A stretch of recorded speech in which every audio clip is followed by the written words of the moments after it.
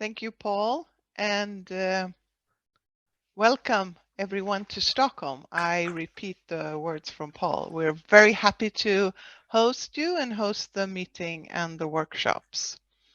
Well, I am in charge of the Clean Vehicles and Fuels program in the City of Stockholm, and I'm going to present how we have taken that work forward and what has been our achievements and obstacles and learnings and so on. So the Clean Vehicles and Fuels program has been ongoing in the City of Stockholm since 1994, and the aim has always been to speed up the transition to cleaner vehicles and renewable fuels. At the start, we had the classic dilemma. What comes first, the chicken or the egg? Many raised the questions of whether clean vehicles or refueling stations for clean fuels should come first.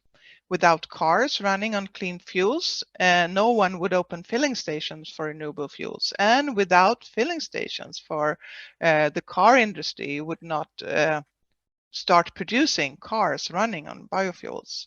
So the way out of this dilemma was to focus the work on both fuels and vehicles and to use the municipal fleet to facilitate the transition.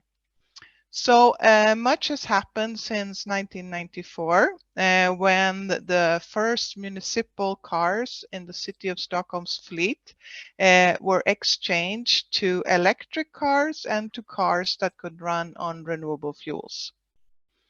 Electric cars and cars on biofuels have become nowadays just like fossil fuel cars, only of course a lot cleaner and less noisy. Electric cars, which when I say electric cars, I mean battery electric vehicles and plug-in hybrid electric vehicles. They represented 45% of the new car sales in 2021 in Sweden. And right now, over 60% of all the new car sales in Sweden are electric vehicles. And the figure is actually even higher here in Stockholm. Consumer adoption has taken over the development, and it's no longer policy driven as it used to be. There are increasingly more vehicle models to choose from, and knowledge about clean and electric vehicles have increased tremendously. More and more people and companies see the benefit of clean vehicles and fuels. So during the early years, air quality was actually the primer and most important driving force. Climate problems and carbon dioxide emissions from the transport sector have received increased attention over the last years or decade. The awareness also of the dependency on oil and the problematics linked to that has also meant that the need to find alternatives to petrol and diesel are increasing, and also to find domestic fuels and not to have to be reluctant on foreign countries and so on. The overall strategy for the work within the clean vehicles in Stockholm has been to facilitate market introduction for clean vehicles and sustainable fuels. The guiding principle has been to continuously collaborate with market players to find ways to increase the demand of clean vehicles and fuels. And since the start, work has developed in dialogue with companies and municipalities that have an interest in clean car initiatives, with vehicle manufacturers, with fuel suppliers, with public transport company, and so on. The city's work has gone through 3 phases. The first phase was to remove barriers and pave the way for users of clean vehicles. When results were emerging, the second step and the work was focused to broadening the market. And today, Sweden is seen as an important pilot country for clean vehicles. And but then you need also to motivate manufacturers to bring new generations of clean vehicles required to bigger markets. The Swedish market is too small to do a development like that. So the third phase then has therefore largely concentrated on increasing the market for clean vehicles outside of Sweden and do projects and cooperations with other European cities. So broadening the market meant that the three phases also have different focuses, but the working methods remains the same. Although there is a link between time and phase, the introduction of various fuels have been carried out in parallel, reaching different levels of development. So passenger cars that are electric or can run on ethanol or upgraded biogas have actually reached the third phase. Broadening the market for larger electric trucks, heavy machinery and service vehicles have been a much slower process, and work to increase the number of clean larger electric trucks and heavy machinery is still in the first phase.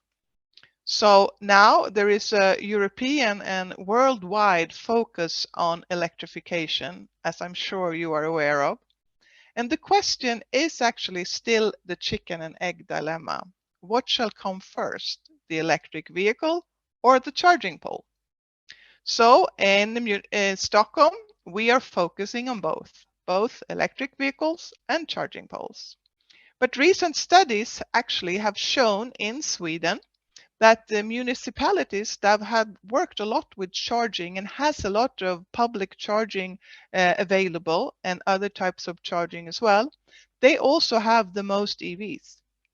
So actually, charging facilities have been proven to be a driving force for EV car sales. So that is actually statistically proven. So to some extent, the dilemma is solved. Charging comes first and is very important. In Stockholm, we started the introduction of renewable fuels in large fleets, like the public transport fleet for buses and the waste trucks for collecting household waste. The large, heavy polluters with the need for only one filling station that service an entire depot was a very good start, and it was fairly easy to exchange the entire fleets in only a few years' time. In parallel, we also exchanged the city's own fleet with electric and biofuel vehicles. And after that, the focus has been very much on procurement criteria for all procurements that the city is doing where vehicles are included. So all private entrepreneurs working for the city need to exchange their vehicle fleet so that they will be fossil fuel free by 2030. Information, cooperation with the procurement personnel in the city, procurement guidelines for vehicles and transportation services, specific contract conditions, expert advice and help with the follow-up of the contracts are all taking us there. We in Stockholm, we have the habit to test and demonstrate in small scale first to learn, and then make larger demonstrations and do full demonstrations. I think it's very important to walk the talk and to begin with the introduction and do the experiences and the work yourself so that you know what you are talking about, and from there you can also inspire others. As a city, we are a neutral source of information and we are very keen to preserve that reputation. Our advice should be correct and valid. So if I should pick now 3 words that have been our success factors in Stockholm through the entire program up till now, I would say cooperation, procurement, and stubbornness. So I am very glad that FastTrack's FastTrack project provides us for even more cooperation and knowledge exchange with you. And I'm very grateful for this opportunity to welcome you all again to the meeting and to Stockholm. And I would like to remember you always to use your procurement power. It's very powerful and it's very important. And never give up. And if you do these 3 things, I think you will also conquer. So finally, I would like to wish you great and fruitful days together here in the Stockholm meeting. So thank you very much.